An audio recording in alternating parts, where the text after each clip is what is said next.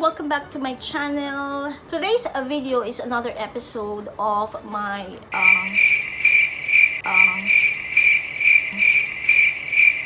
how to become a podcast virtual assistant video series. Today, I will walk you through the process of how to edit your podcast or audio using free tools that we can use online. Editing your client's podcast ay yung una o yung basic skills na kailangan mo for being a podcast virtual assistant. Ito yung first step mo for being a podcast virtual assistant. Pero bago tayo magpatuloy, kung interesado ka sa mga topic na ganito, please consider subscribing, i-share mo na rin at i-like mo na rin ang video na ito. Ano ba yung mga kailangan natin? Audacity, your podcast audio from your client, short introduction, short outro, free copyright background music, and your promotional blurb if you have any. Let's get started.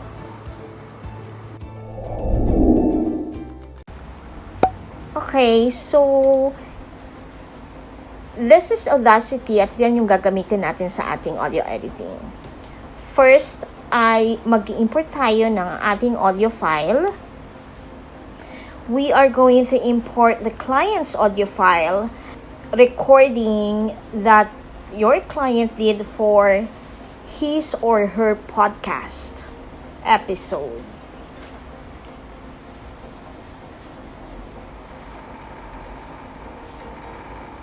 Okay. After importing the audio, this will be your audio track. There you go.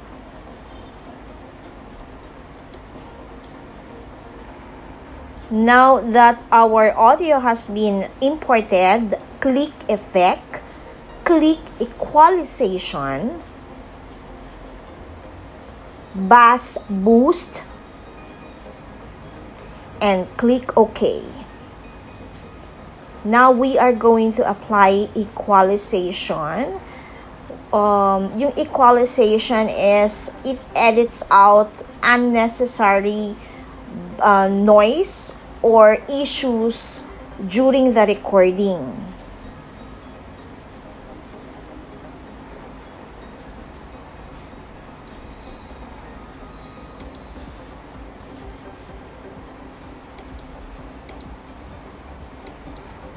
Okay.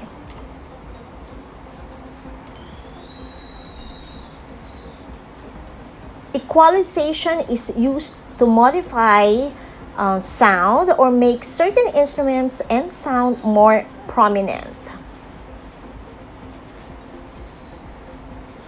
Ito yung nakakapag-boost a very precise frequency ng audio recording ni client.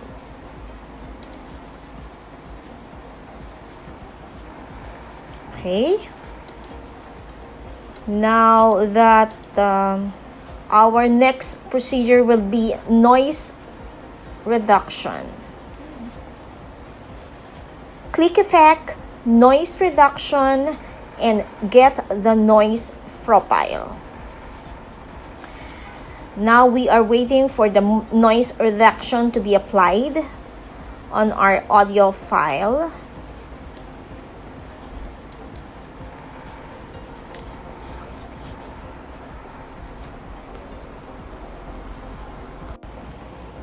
We are waiting for noise reduction to be applied. So, almost done.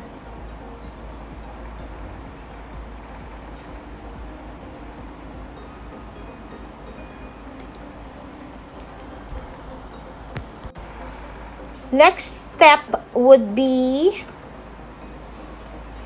normalize. Okay, click Effect,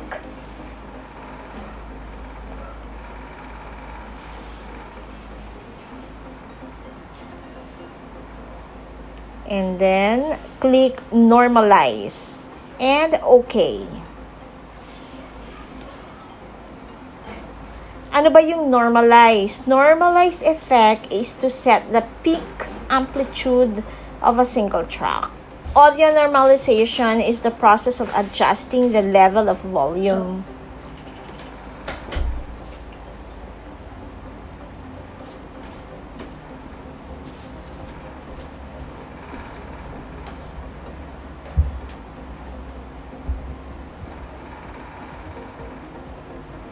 This is to match the volume effects or the volume levels across different clips.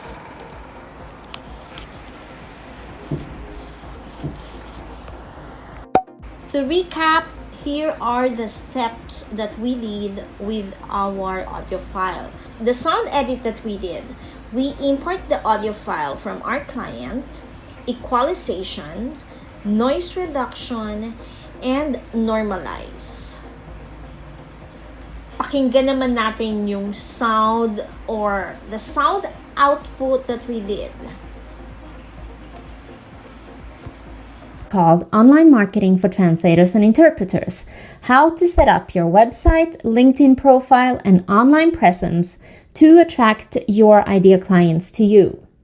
The pandemic has changed how we do business, and online presence is more important than ever. You need to be found where the clients are looking, and today that means online. I don't live close to any of my ideal clients, and for me, it's very important to optimize my online platform.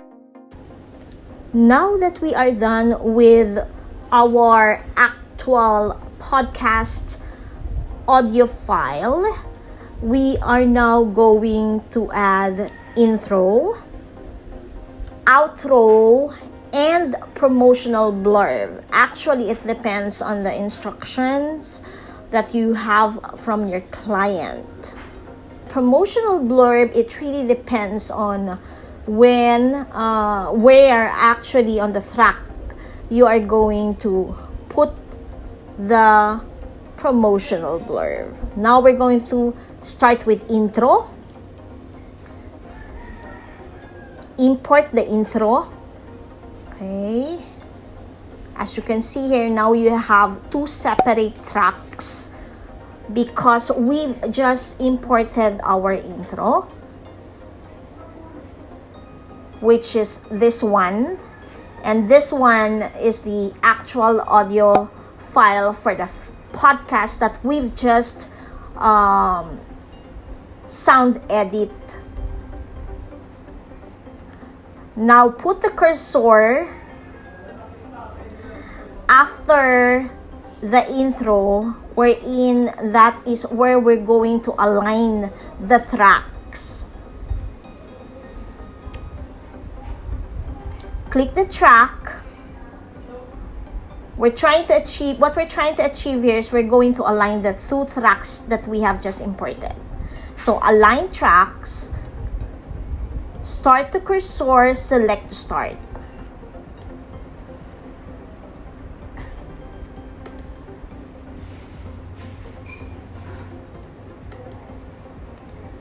Now,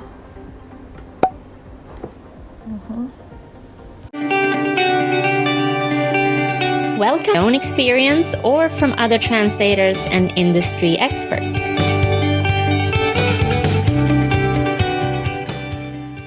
Before we get started, now we're going to add our outro and our background music.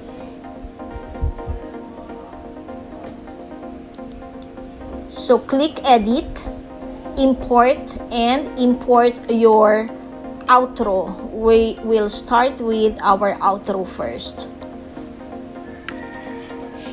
Okay. Now we're going to click track, sound edit. So again, equalization, okay. Effect again, click effect, noise reduction, and then effect again, and okay, noise reduction. We're now applying noise reduction and effect.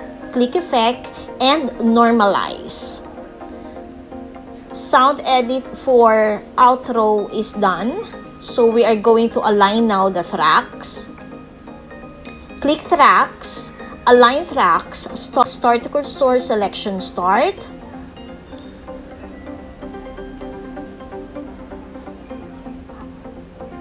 Now we're going to play it to check it out. Since the volume is good now, that is good. Now we're going to import the background music.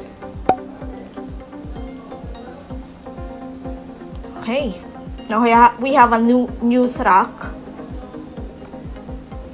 and we are now going to click the track. Okay, I will just align track, start to consort, selection, start. Okay, we are now going to listen to it.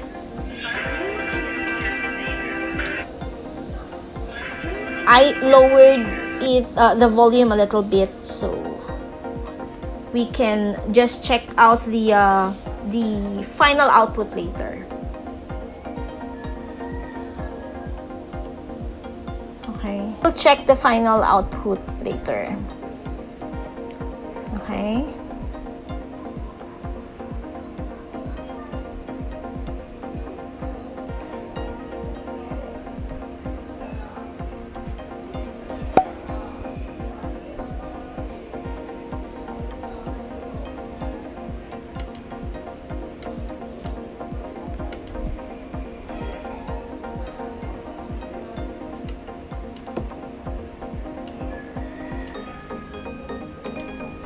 Now, okay. Pakinggan natin yung final outro na ginawa natin. So, as you can see here, nag-blend yung voice ng client at yung background music.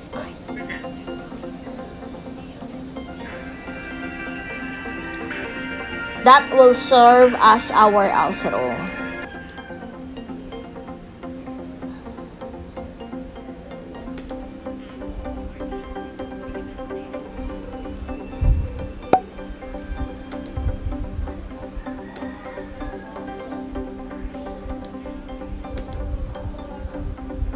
I hope you found some good tips to apply to your freelance career. If you did, a great way to show this is by leaving a review on your favorite podcast listening app or to share the episode with other colleagues. Do you have a topic, question, or a guest you would like to hear about here? Send me an email to thank you for listening. Now that we are now done with the intro, outro, and background music, we are now going to mix and render. So click edit, select all, tracks, mix and render.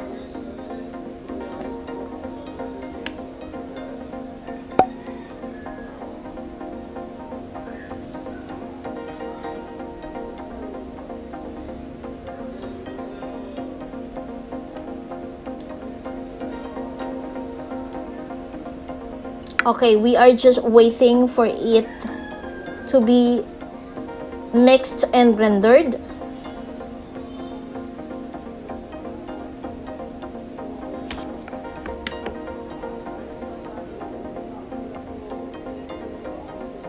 After mixing and rendering, we are now going to export as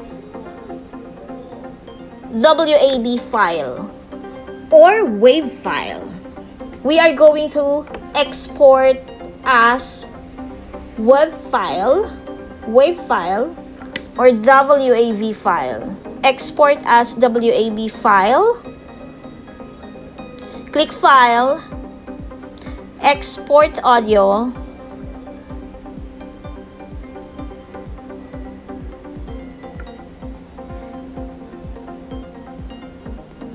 Save as WAV. Save. Now put the metadata tags in here. Author's name. Track title, for example, this is the actual title of the podcast. Well, just put the album title in there, and track number, for example, it is episode 221, and year for example, it's 2019. Okay, and then click OK. Just click OK. We are now exporting the project as WAV file.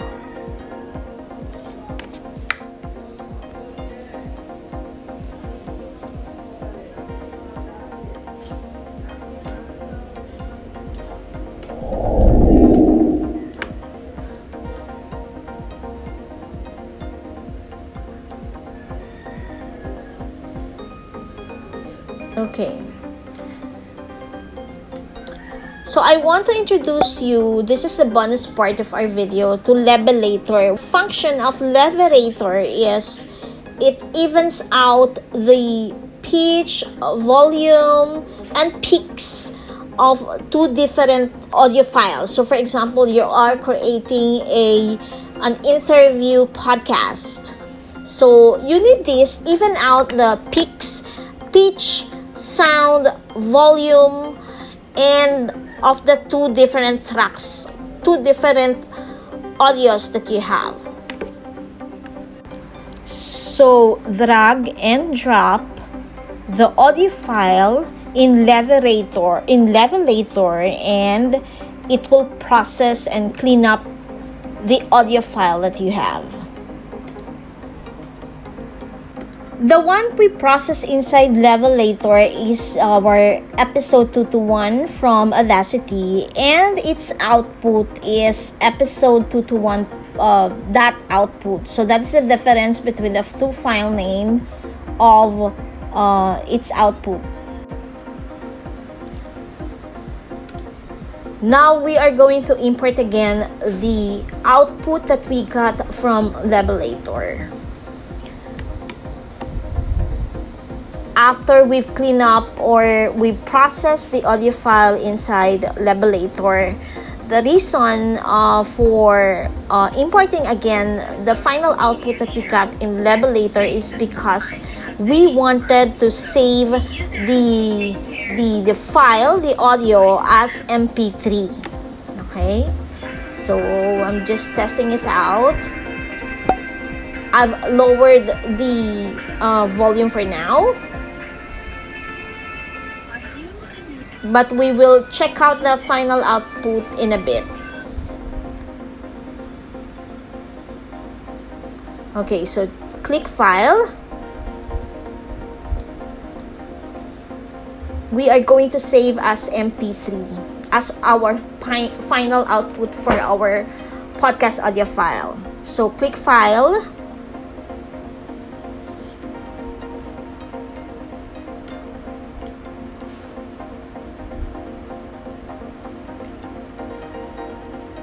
File, Export Audio. Name your audio podcast or your file. For example, this is episode 102 or 221, and save as MP3 file. So this is the final output of our audio file. So click OK.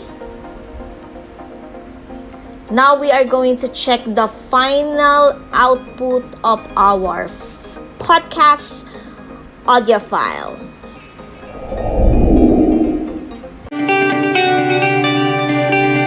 Business tips and strategy specifically for freelance. Before we get started, a quick sponsor message. If you're like rates and services for each client, manage projects and send invoices all from one place. It automatically creates financial reports for you, so you always know the health of your business. Ready to stop wasting time on this episode? I wanted to let you know about a free masterclass I'm doing for all my podcast listeners and newsletter subscribers on April 28th or on April to attract your ideal clients to you. The pandemic has changed how we do business, and online presence is more important than ever. You need to be found where the clients are looking, and today that means online. I don't live close to any of my ideal clients, and for me, it's very important to optimize my online platform and attract my ideal clients there. I've received quite a few direct clients through my resources and write a podcast review. Best way to show the appreciation of the podcast for sure. And you will get all the links we referred to today. So thank you for listening. Thanks again to Elise and have a wonderful day. Thank you for listening to Marketing with Other Colleagues. Do you have a topic, question, or a guest you would like to hear about here? Send me an email to podcast